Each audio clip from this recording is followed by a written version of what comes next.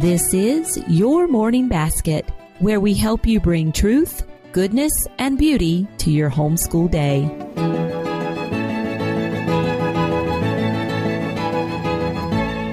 Hi, everyone, and welcome to episode 30 of the Your Morning Basket podcast. I'm Pam Barnhill, your host, and I'm so happy that you are joining me here today. Well, you might have noticed that the name of this episode is Tension in Morning Time. And no, we're not really talking about the tension from your kids squabbling with each other, though if your morning time is anything like mine, it happens quite a bit. Instead, we're actually talking about the tension that arises within ourselves as homeschooling mothers. Many of us were brought up in the public school system with a more utilitarian view of education. And I know for myself and other moms I've spoken with, sometimes there is a tension between doing morning time and these other subjects that we feel we need to be checking off our list each day.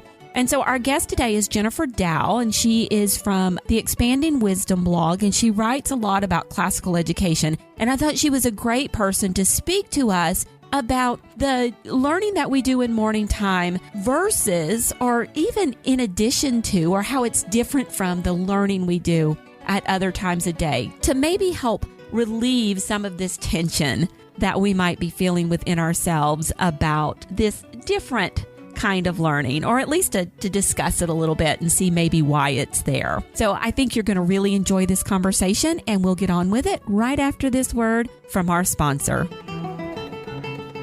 This episode of the Your Morning Basket podcast is brought to you by Maestro Classics. Would you like to bring classical music into your children's lives? You can add classical music to your morning time today with Maestro Classics. These award-winning CDs and MP3s feature storytellers Yadu and Jim Weiss, accompanied by the world-famous London Philharmonic Orchestra. Choose from a dozen titles, including Peter and the Wolf, The Nutcracker, and one of the Barnhill family favorites, The Story of Swan Lake. What makes Maestro Classic CDs so special is that each CD and MP3 contains a 24-page activity book with illustrations, puzzles, games, and fun facts for kids. You can download free curriculum guides that combine classical music with science, math, geography, and other subjects. All CD and MP3 sets include tracks which explain to your children how the music was made, who the composer was, the history and story behind the music, the instruments used by the orchestra,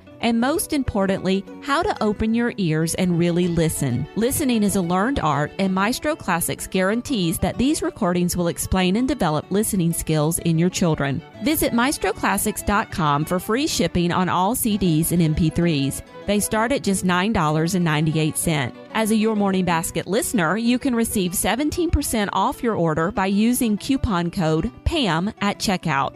Go to www.maestroclassics.com. That's Maestro, spelled Maestro, classics.com, where the best classical music curriculum awaits your homeschool.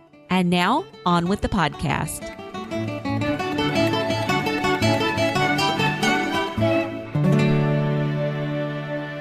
Jennifer Dow is a homeschooling mom of three, a CERC certified classical teacher, and the co-host of the Classical Homeschool podcast. Jennifer feeds her own soul on truth, goodness, and beauty through her love of literature, fine arts, church history, and Greek philosophy. And she strives to equip other moms to seek after the true, the good, and the beautiful as well. At her blog, Expanding Wisdom, she explores the idea that education is all about growth in wisdom and virtue, and she offers support for like-minded parents, including her 5 Elements of Classical Homeschooling online course for moms. Jennifer joins us on this episode of the podcast to shed some light on a thought-provoking question. How do we handle the pull between doing morning time and spending time on other more traditional school subjects? Jennifer, welcome to the program. Thanks, Pam. I'm happy to be here. Well, let's start off just setting the stage a little bit. So you tell me a little bit about what your particular morning time looks like in your home. Okay, sounds great. So when we have morning time, and I was a little nervous about saying that because I'm going on the morning basket show, and sometimes feel like I'm not the best example of morning time because sometimes we don't do it. So when we do it, and I guess we'll talk about a little bit later, some of the reasons on mornings we choose not to and mornings we choose to do it. But we focus on our prayers, and then our daily Bible reading. And if we're memorizing something, we might do that together. And then there's a book that we read that is a part of our church tradition that's kind of like teaching stories and stuff from our Christian tradition. And then we do a loop for the other things that we do. So on Monday, there's a couple things that we read. And then Tuesday, well, do you want to know which specific things we do? Sure. Just, throw that out there for us. So I think because everybody will be curious as to what's in your morning time. So what are those things you read? Okay. So on Monday, we read a science biography, a living book science biography. And actually, it's one of our favorite books this year. It's Mendeleev. It's a Russian name, so I'm not sure if I'm pronouncing it right, but I think that's how you pronounce it. And it's a fascinating tale of his life. He's the one who discovered the periodic table. So we read that together, and then there's another book. We do our science together. So that's one of the reasons we do a lot of science reading in the morning together, because we're pretty much all doing the same thing, except for my littlest one. And then the other science book is called the periodic table, and it's another story of the periodic table and elements and that sort of thing. And then on Tuesday, we do our artist and composer study. And in our homeschool community, they do a lot of that there. So really, I'm just introducing, if we have a new painting that we're beginning to look at or a new artist that we're beginning to look at, I'll introduce them. And then we also do our classical studies. And for us, that means Plutarch, or sometimes Wolfen's mythology, or I think Greek myths, Norse myths. Now, we're not reading all that at the same time, but one at a time. So right now, we're doing Plutarch. And then on Tuesday, we also do a weather journal together. So they record the weather and add things to lists. So they may have a list of firsts, or that's pretty much the only list. I told them they could choose like more than one if they wanted, but they all chose just one. So they have things for that. And then on Thursday, there's the second science bio that we read, and then nature lore. So like almost like fables of nature. I don't know how else to describe nature lore. They're kind of like the people from A Delectable Education describe it as the things that awaken your senses to see more in nature. So stories that do that. That's what nature lore, some type of nature lore. And then on Friday, we read our geography book, which is another one of our favorites, called The Book of Marvels by Halliburton. And it took me like 4 months to find a copy, but we love it. It just paints this picture of we're studying modern times this year. So this geography book has all these wonderful places from all around the United States, things that would be considered more in modern times. And it just helps you experience them. And it's lovely. It's one of our favorites. We love it. And then it couldn't just happen. So that's like all our science reading. So that's what we do on a loop. So yeah. Okay, I want to go back and pick apart a couple of things you said, or get more details, not necessarily pick apart.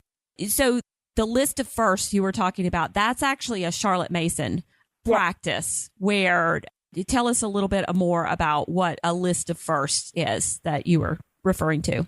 Okay, so a list of firsts, now I haven't studied it deeply as maybe some other people, so if I'm not giving this full picture, but according to my current understanding, it is a list of first things that you see or encounter. The way I've heard it talked about the most is when you are experiencing the year, think about it kind of in context of the seasons.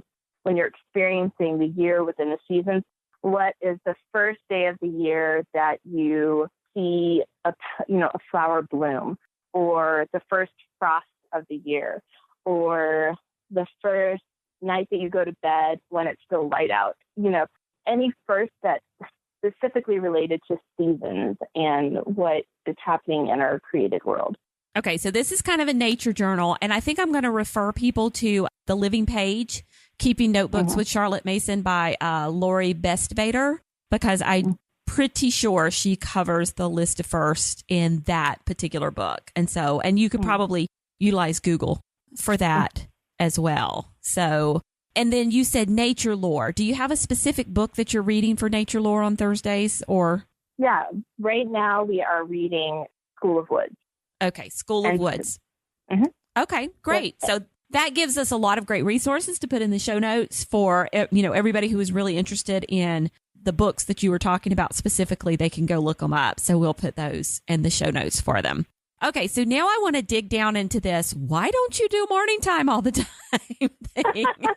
And honestly, I'm going to admit too, we go through seasons where it's hard for us to do morning time very consistently every day. So even me, sometimes I go through a season where we might go a week and we haven't done morning time. And like you, I'm very much kicking myself going, okay, we've got to get back into doing this. So let's talk about this, about the struggle in why does morning time sometimes get pushed aside? Yeah, well, I think there's a lot of reasons. Sometimes it can be my own issues. Sometimes I'm being lazy and I don't want to get up and my bed is just really, really comfortable. I just don't want to get out of bed. So then when I get up, I feel rushed. I'm like, oh gosh, just do the other stuff, So sometimes it's my own issue. Other times, sometimes I wonder if it's always my own issue, because even when it's my kid's issue, sometimes I respond well and sometimes I don't. So like the mornings where they're not feeling it, sometimes I'm like, oh, well, I guess I don't want to deal with, pulling you guys through this, or really just kind of like, I don't feel like it, whenever. So there's a lot of times when it's like that, when it's like my own inadequacy, my own issue that really I just need to pull up my bootstraps and handle it. Other times it could be a season, like I went through a season where I was just having some health problems, just feeling like there was some physical things going on. And it was harder for me to have enough energy to do everything during the day. And so I let them just started in their independent work. And we had conversations throughout the day. So the morning time kinds of things that we would read that, cultivated more discussion and stuff like that, we would do throughout the day. But it wasn't like everyone together in the morning. It was easier to just, when I was doing tutoring time with people one-on-one, to do that kind of stuff. And that's another thing. Sometimes, I will go through another reason is sometimes we're going through a season where the kids just fight a lot and they need some space. They need me one-on-one. They need to not be comparing themselves to each other, and they just need to have a discussion with mom. And so that's another reason. I think there's a lot of reasons. Some, like I said, sometimes it's me, sometimes it's my kids, sometimes it's the season, sometimes it's a combination.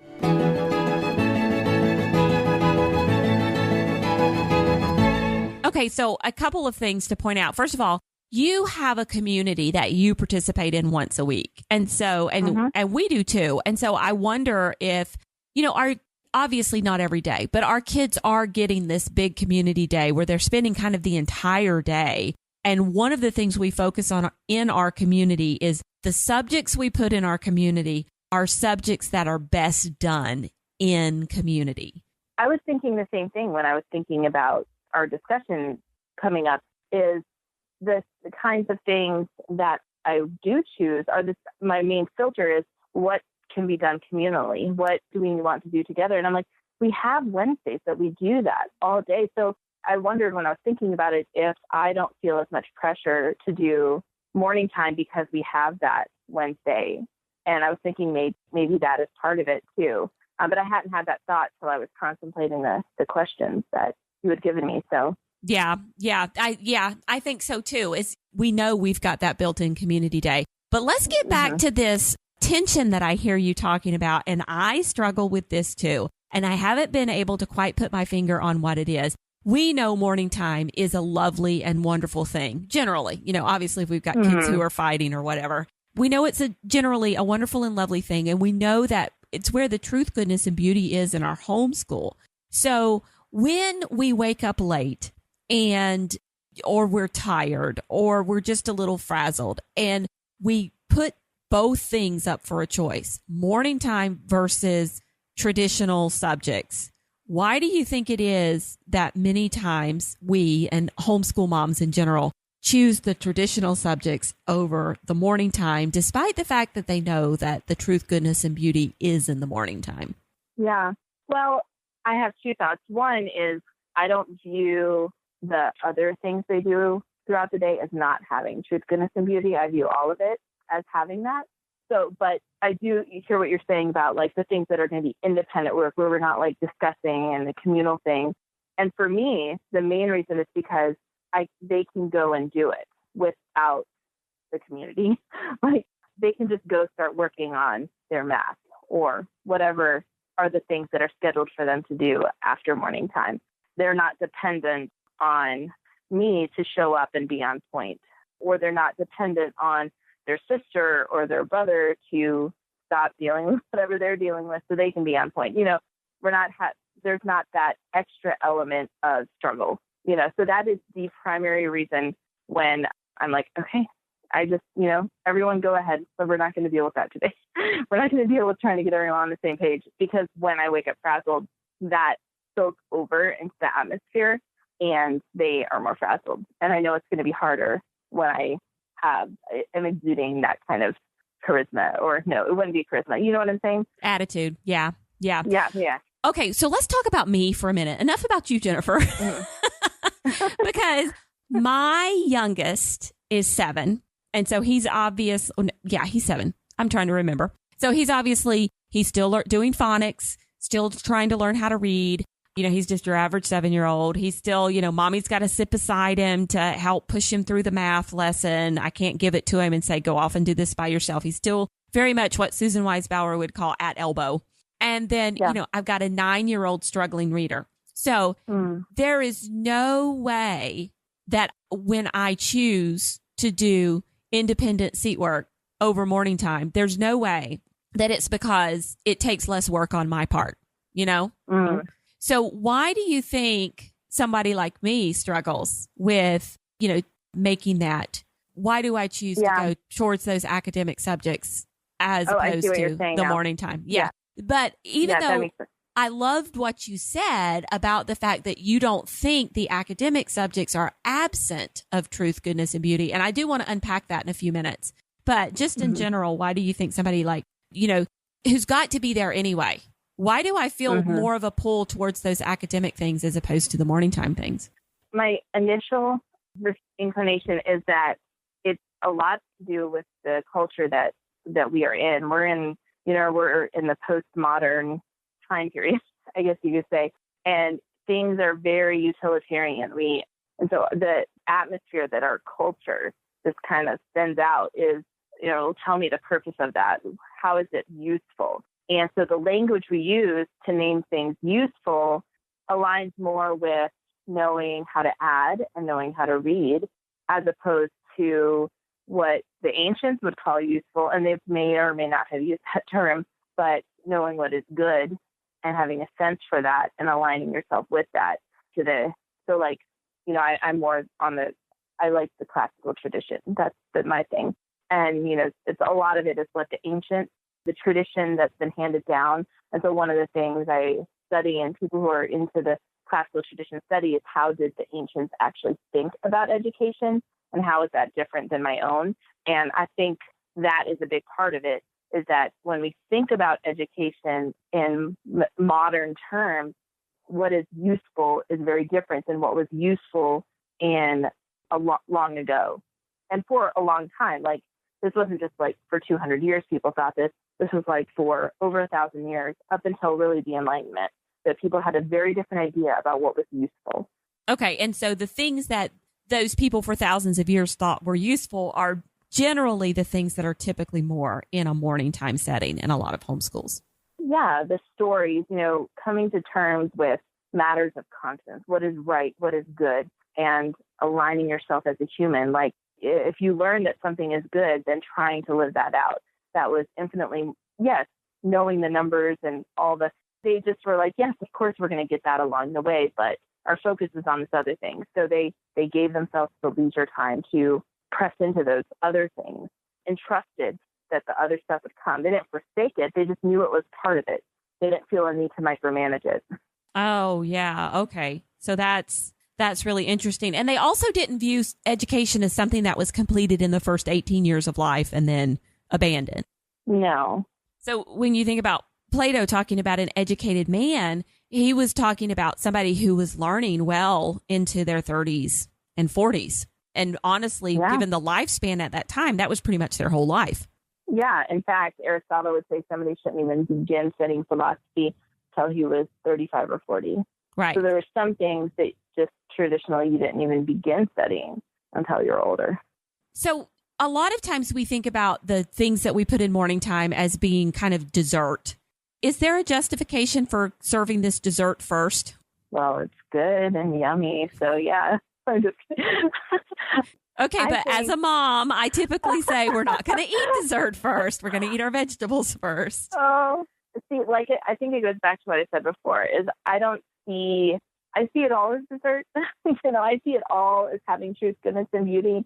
I think that if there is, so I know that's different maybe than some people think about it. So let me think about, when I was first learning about all this stuff, I felt the same way. I remember feeling that way. And what I learned that helped me embrace it was that it ushered in an atmosphere and an orientation of the heart towards learning that made me more open and receptive to everything else that I would learn for the day. So it set a tone that actually made more learning possible. Okay, so it wasn't just the content of your morning time that was important, even though it obviously is, but it was also the practice of the morning time that in turn made the process of learning in the rest of your day better. Absolutely. Why do you think that is? Well, I think that for us, we practice a Christian tradition. And so one of the things I have learned over the course of practicing my faith is that the days that I begin, so I think it's a spiritual thing, when we see ourselves as more than just material beings, that there's this spiritual side to us, and that plays a real role in how we do during the day. When we start our day with those things, it's a mystery that I don't think that I can explain. It's something that just is. The days that I do pray and spend some time in the Word, and my kids do that, there is a noticeable difference in how we handle conflict and how easily we repent and forgive. And that makes all the difference, because really all learning is repentance. You're constantly saying, oh, I don't know this. I need to learn this over and over again. That's, very much what repentance is like. And so you're practicing that in the morning, and then it carries through during the day. But if we start the day closed off, it kind of sets a pattern where we're saying, I'm closed off. I'm not going to be teachable today. And so it makes a difference. So yeah, there'll be days that we don't do any of the loop stuff. And the only thing we do is like our prayers and Bible reading. And most of the time, if we aren't doing morning time, for the most part, at least we'll do our prayers, just because it makes such a difference.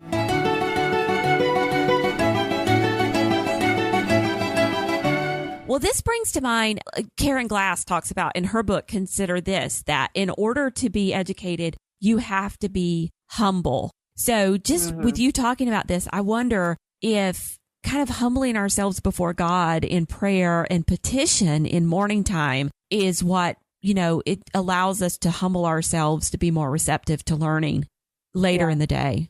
I would agree with that for sure. Yeah, I think so. All right. Well, what about if you have a family that has been really focusing on schooling with traditional subjects most of the day, and maybe they've stumbled upon the podcast and this is the first one they're listening to? What do you think morning time subjects have to offer a family who has been just focusing on, phonics and mathematics and by mathematics? Because I do want to point out that we've actually dug into the fact on this show a number of different times that there is beauty and truth and goodness in mathematics. And so, just kind of elementary computation, long division kinds of things.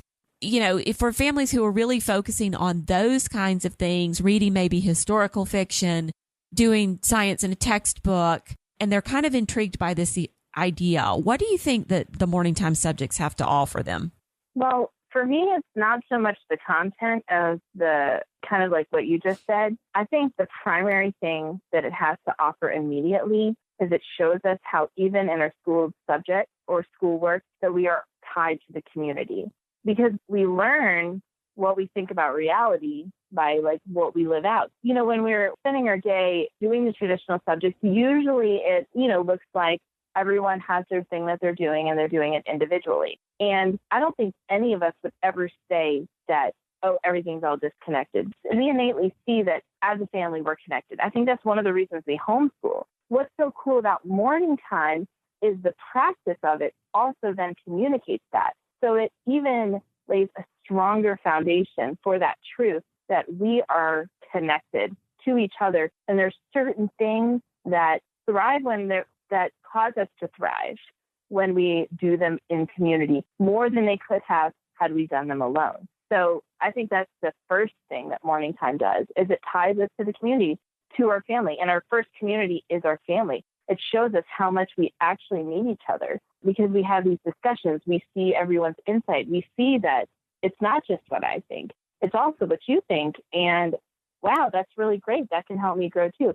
I mean, I know, my kids aren't necessarily saying that, but it does present a pattern that cultivates that belief about life. And over time, that will be a part of them. Okay, so it's not necessarily the subject that you're discussing, but the fact that you're having that discussion. That is the important thing.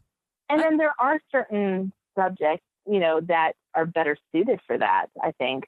So there is a place to talk about content, but I think the primary benefit is this, what I just said about communal aspect of it.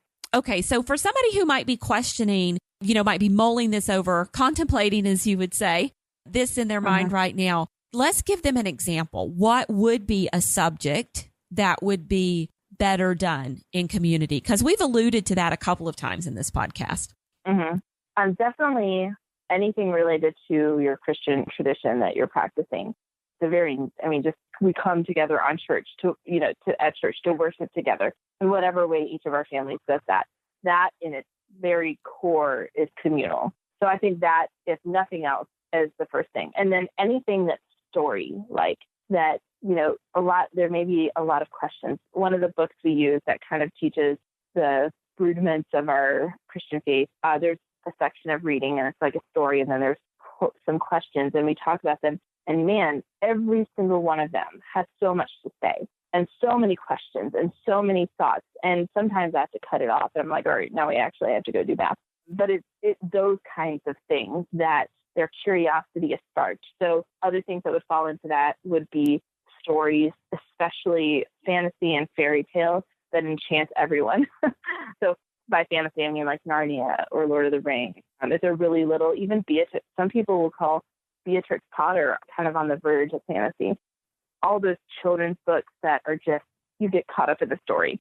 Okay, so all of those are some really great ideas, and I love that. So anything basically which is crying out for a discussion. And a lot of times I find that if we open the floor and give the kids the opportunity to ask questions in this safe place and to talk and to express their ideas, and sometimes building a safe place with siblings can take a little work, to have a safe place to express ideas. But they really do open up and have a lot to say in those situations.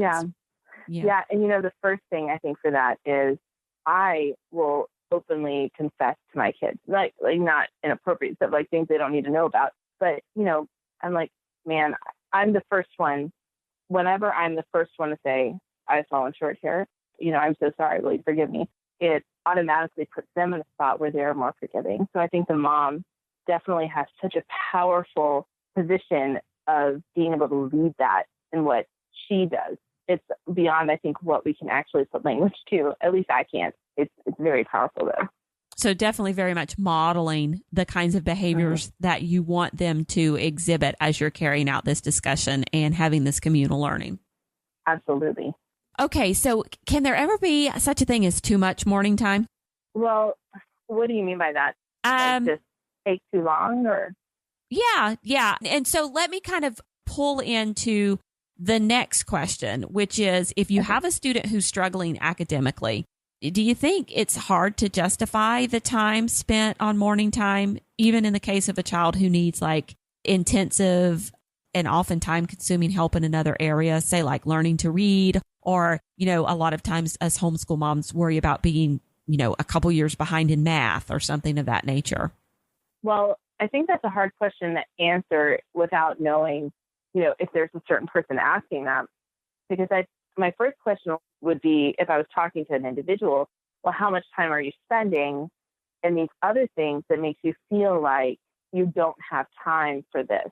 because I think it could be a lot of things. So I would be more interested first asking questions about that, or if it's maybe they haven't thought through how to schedule their day. Maybe it's a time management kind of thing, or maybe it's they're so scared that even though really they have enough time to, sometimes when we are afraid, we let ourselves think that things are harder than they are or more consuming than they are. And I experience this frequently when I'm overwhelmed and I won't check my email because it's like I've convinced myself it will take 5 hours and it will take 25 minutes.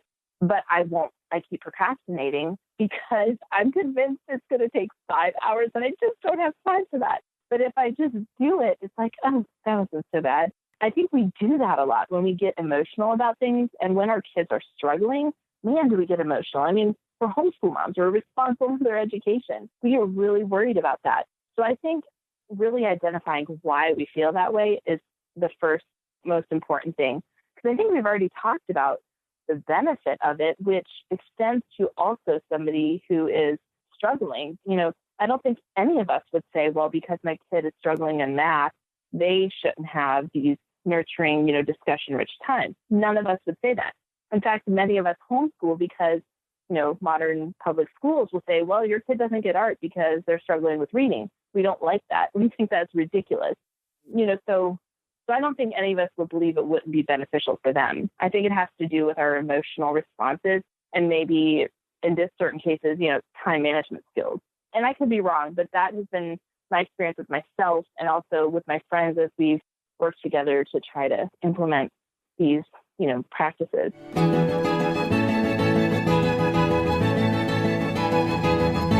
I love that answer.